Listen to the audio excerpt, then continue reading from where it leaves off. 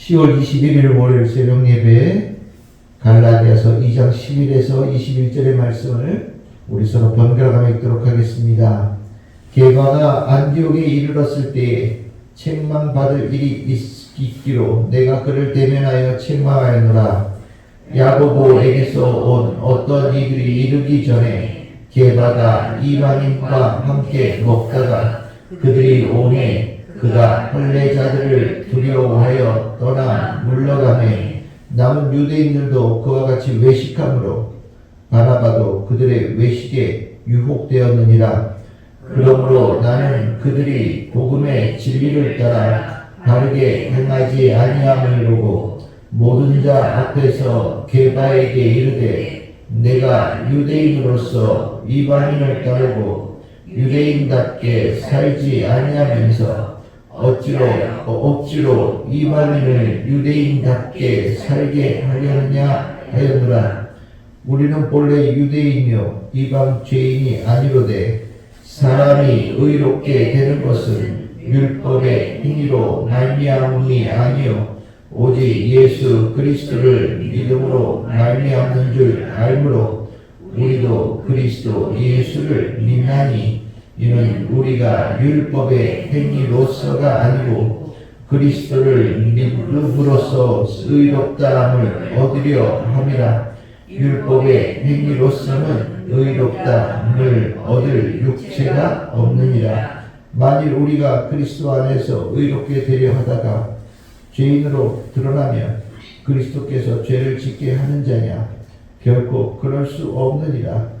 만일 내가 헐었던 것을 다시 세우면 내가 나를 범법한 자로 만드는 것이라. 내가 율법으로 말미암아 율법에 대하여 죽었나니 이는 하나님에 대하여 살려 함이라. 내가 그리스도와 함께 십자가에 못 박혔나니 그러므로 이제는 내가 사는 것이 아니요 오직 내 안에 그리스도께서 사시는 것이라. 이제 내가 육체 가운데 사는 것은 나를 사랑하사 나를 위하여 자기 자신을 버리신 하나님의 아들을 믿는 믿음 안에서 사는 것이라. 내가 하나님의 은혜를 패하지 아니하노니 만일 의롭게 되는 것이 율법으로 말미암으면 그리스도께서 헛되이 죽으셨느니라. 아멘. 할렐루야. 오늘 저희들 갈라디아서 2장 11절에서 21절 말씀으로 오늘 새벽 예배 말씀을 잠시 나누겠습니다. 갈라디아서가 이렇게 오늘 읽어보시면 아시겠지만 이 말씀의 내용이 무슨 뜻인지 선뜻 이해하기가 좀 어렵게 되어져 있습니다. 그래서 오늘 저는 이 말씀을 전반적으로 무슨 내용이 좀 여러분들에게 말씀을 드리면서 오늘 새벽 예배 말씀의 은혜를 대신하려고 합니다. 오늘 충격적인 얘기가 나오죠. 사도 바울이 게바 베드로를 책망하였다. 이것이 과연 있을 수 있는 일이냐에 대해서 신학자들 실은 논란이 좀 있어요. 베드로는 사도들의 첫 번째 되는 사도입니다.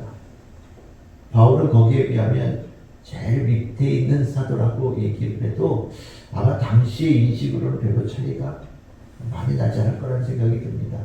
바울은 전적이 있고 또 예수님 12제자 중에 함께 다니면서 제자 역할을 했던 분이 아니기 때문에 바울은 늘 언제나 자기가 제자다라는 것을 늘 강조하고 다녀야 됐고 자기는 부활하신 예수를 만나 제자 되어진 자라는 그것을 늘 언제나 많은 이들에게 내가 어떻게 제자 되는지에 대해서 시작이 무엇인지를 소개해야 될 만큼 바울은 제자의 인정을 받는 데 있어서 늘 언제나 어려움을 겪었던 분인 것으로 추정하고 있습니다. 그럼에도 불구하고 베드로가 제자의 길에 설 수 있었던 것은 이방인 사도들, 이방인들에 대해서 이제 복음을 전하는 사도의 역할을 감당했기 때문이고 또 그것에 우리가 알다시피 많은 열매들이 있었고 주께서 사도 바울을 귀하게 쓰셨기에 우리는 사도들 중에서 베드로가 참 많은 일을 하고 위대한 일을 했던 그런 사도라고 우리는 인식하고 있고 그렇게 받아들이고 있습니다.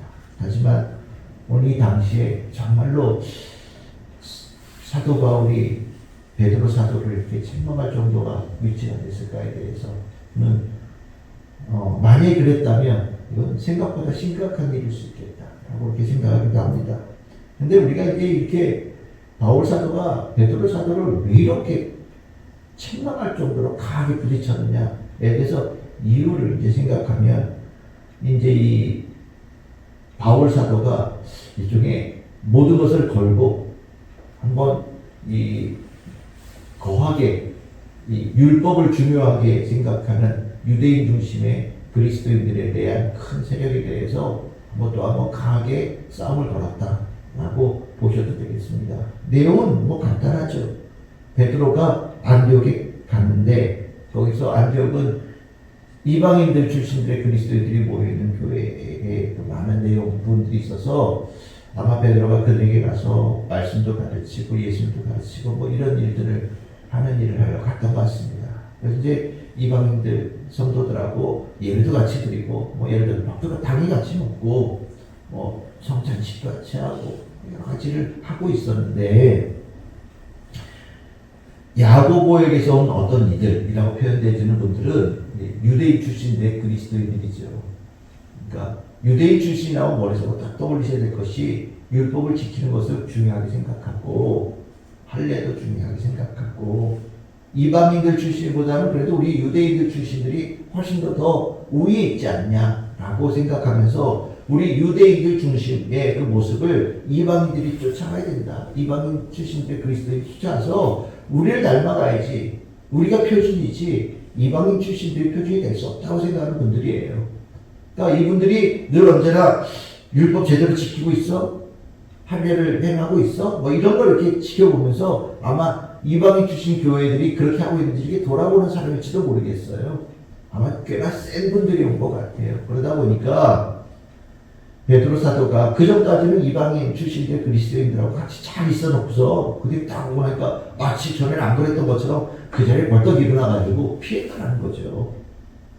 그러니까 그 모습을 보면서 같이 있던 유대인 출신들 그리스도인들도 베드로 사도가 그러네? 그러니까 벌떡 일어나서 같이 움직였고 심지어는 이제 바울 사도에게 있어서는 동지라고 생각하는 바나바도 베드로처럼 그 자리에 벌떡 일어나가지고 떠나버렸다라는 거예요. 그러니까 그 자리에 남은 사람들은 이방인들 출신들의 그리스도인들만 이렇게 떠먹게 남고 그러니까 이게 어떻게 되냐면 마치 교회 내에 1등 그리스도인이 있고 2등 그리스도인이 있고 2등 그리스도인 이방인 출신의 그리스도인들은 유대인 출신 그리스도인을 이렇게 우러러 봐야 되고 또 유대인 출신 그리스도인들은 이방인 출신들을 이렇게 내려다보면서 이렇게 너희들은 이거 잘못했고 저거 잘못했고 이거 해야 되고 저거 해야 되고 이렇게 지시하는 것처럼 교회 구도가 다시 이렇게 탁 갈라지는 모습을 바울이 봤다라는 거예요.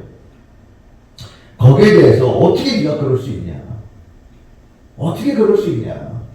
어떻게 유대인 출신이라는 게 이방인 출신들의 그리스도인 앞에서 우월감을 갖고 잘났다고 생각하고 더 뛰어났다고 생각하고 우리가 더 옳다라는 얘기를 어떻게 할 수 있냐?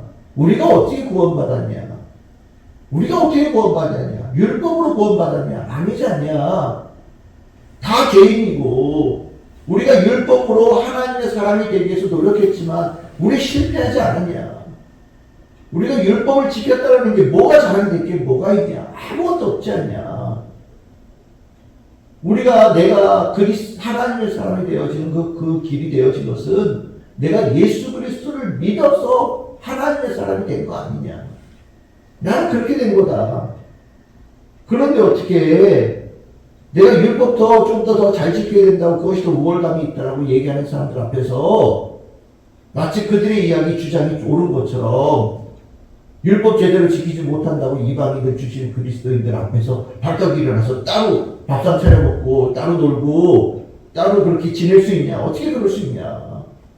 만약에 그것이 옳다고 한다면 예수님께서는 이 땅에 왜 오셨고 예수님께서는 왜 우리를 위해서 돌아가신 거냐? 우리 그러면 안 된다. 율법이 아무것도 아니다. 그리스도 예수 앞에서 아무것도 아니다. 예수 그리스도 믿는 것으로 우리가 믿음이 시작되었고 예수 그리스도 믿는 것으로 우리가 하나님의 사람이 되어졌다는 것을 절대 잊으면 안 된다. 만약 그것을 잊어버린다면 우린 예수 그리스도의 복음을 버린 것과 똑같다. 그 얘기를 이 안에다 꽉 적어놓은 거예요. 어떻게 생각하셔요? 여러분들이 율법의 행위냐 그리스도를 믿음이냐 여러분들 15절에 나오는 이 말씀 그리고 21절에 나오는 이 말씀이 무엇을 얘기합니까? 우리의 신앙이 어디에서 비롯됐습니까? 겉의 행위로 어떤 행위를 하면서 그 행위가 우리 안을 스며들어가면서 우리 안에 믿음이라는 것을 만들었나요? 아니면 예수 그리스도를 믿는 믿음을 중심으로 해서 우리가 그것이 우리들의 삶에 퍼져나가는 신앙생활이 되어졌나요? 아니죠. 예수 그리스도는 믿음으로 되어진 거예요. 그 전에 하나님의 사람 구원받는 자가 되기 위해서 여러 가지 외적인 것을 다 했지만 다 쓸모없다는 거죠. 예수 그리스도의 믿음이 우리를 누구나 하나님의 사람이 되어질 수 있는 그 핵심의 통로가 되어졌고 결국 예수님께서 보시기에 때는 율법을 지켰던 사람이나 율법 없이 살았던 사람이나 다 똑같이 보인다는 거예요. 다른 말로 하면 예수 그리스도의 믿음만 가지고 있으면 누구나 다 똑같이 하나님의 사람이 되었지.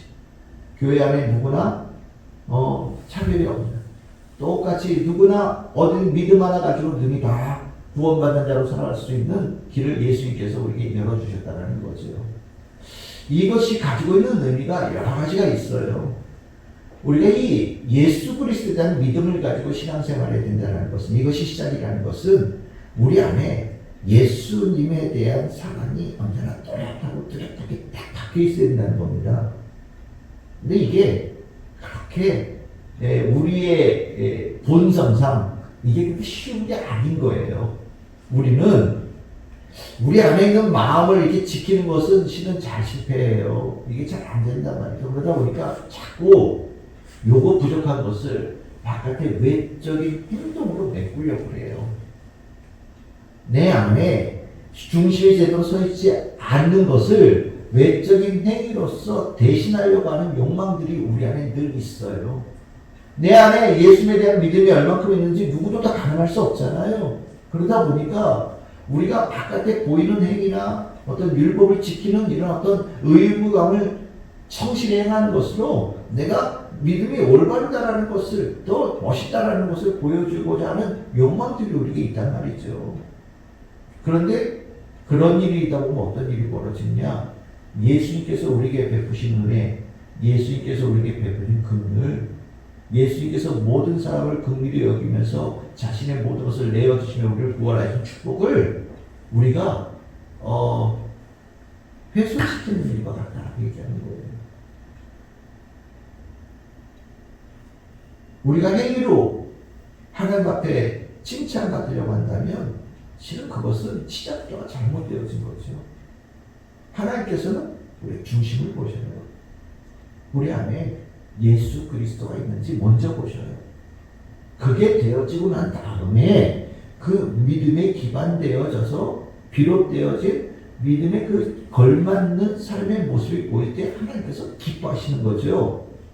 이게 없이 믿음 없이 행위가 수백 가지가 있다고 한들 하나님께서 거기에 대해서 좋은 평가를 내리시지 않으신다는 것을 우리가 꼭 기억해야 되는 거예요. 사도 바울은 베드로 사도를 이렇게 책망하고 있는 겁니다. 알고 봤더니 속에 아무것도 없어. 예수님에 대한 믿음도 없고 예수님께서 십자가에 돌아가시면서 베풀어진 구원에 대한 확신도 없고 예수님께서 만일을 위하여서 십자가에서 피 흘리셨다는 의미도 제대로 모르고 사람들의 눈에 막 현혹되어져서 누구 앞에서는 괜찮고 누구 앞에서는 돈 아깝고 왔다 갔다 해. 어떻게 그럴 수 있어? 그게 믿음을 가진 거야. 그러면서 베드로 사도를 자기가 막 책망했다는 거죠. 여러분들 이 바울 사도의 이 책망을 이해하실 수 있으시겠죠? 우리가 사람들 앞에서 많이 왔다 갔다 해요.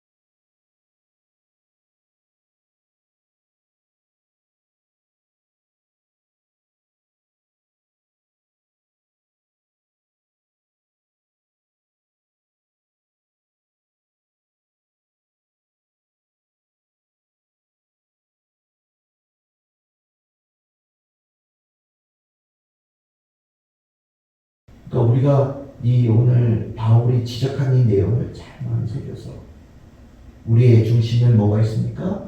예수 그리스도에 대한 믿음. 내 안에 그것이 뚜렷하게 확고하게 서 있는 게 이게 중요한 거다. 다시 한번 깊이 새기면서 어느 곳에서든지 누굴 만나든 예수 그리스도의 믿음의 중심이 확고하게 서 있는 자로 주님께서 우리를 통해 바라셨던 그 일을 귀하게 해내고 살아내는 참 즐거운 길 모든 성도들 다 될 수 있기를 주님의 이름으로 축복합니다.